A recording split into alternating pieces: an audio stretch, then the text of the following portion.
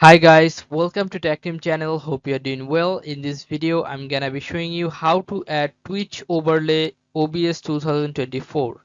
So let's go to the OBS first. Then click on the sources plus icon. Choose image. Click on OK.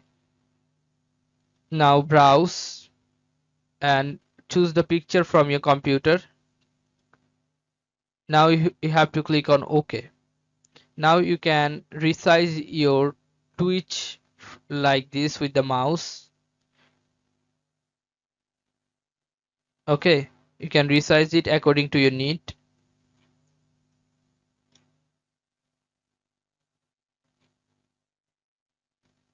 So this is how you can do this, guys. If you find this video helpful, then please give a thumbs up and don't forget to subscribe the channel.